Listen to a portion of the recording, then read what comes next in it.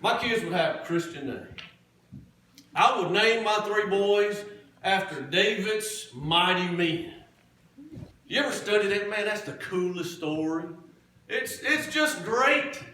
I would name my oldest son after the #1 guy of David, King David. You remember him? His name was Adino. Yeah, if Dalton was here, could you imagine him? Adino. Adino. That man killed 800 men at one time with a spear. Made Rambo look like Pee Wee Herman. Can you imagine that fight? 800 men at one time with a spear. That was a bad man. Adina. The second was Eleazar. That'd be Derek. He'd be Eleazar.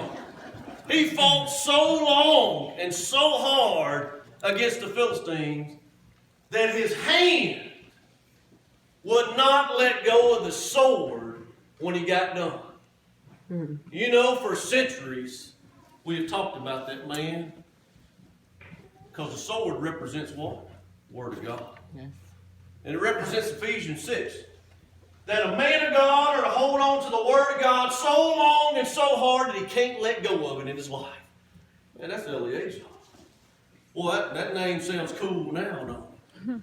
Dylan would be Shema. He was the third. He was Shema. He'd be the third. Remember Shema?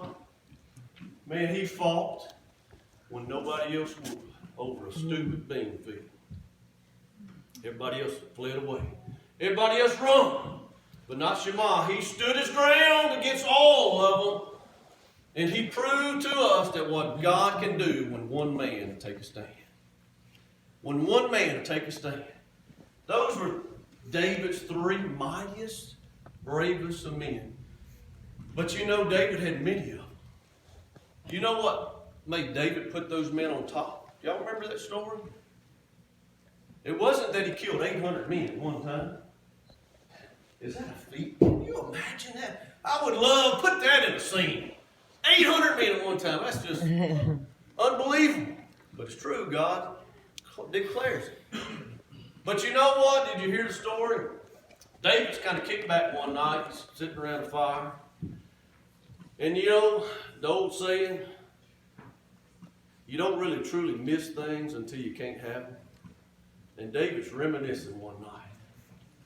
And the Philistines had come in and they barricaded Bethlehem, which is David's hometown.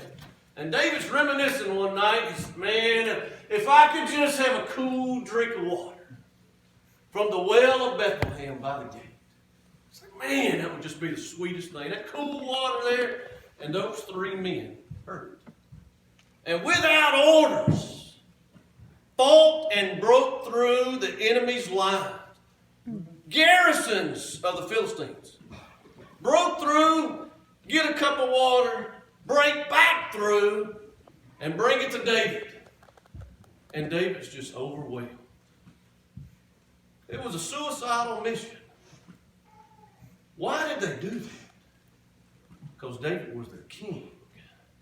And they loved David. David didn't order them to go. David didn't tell them to go. They went on their own because they wanted to please the king. And a lot of people struggle with what David did. You remember what David did? When David got the water, he poured it out. These men risked their life to get David this cup of water David poured out. David poured it out because he said, he's not worthy of that. He said, how can I drink their own blood? What did he pour it out? He poured it out as an offering to God. To remind us that only God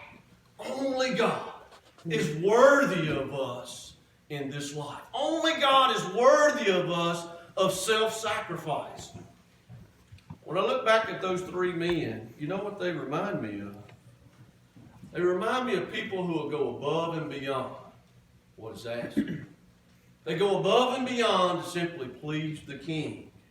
They were loyal, they were devoted, and they wanted to please King David. The Bible says, but without faith it is impossible to please him.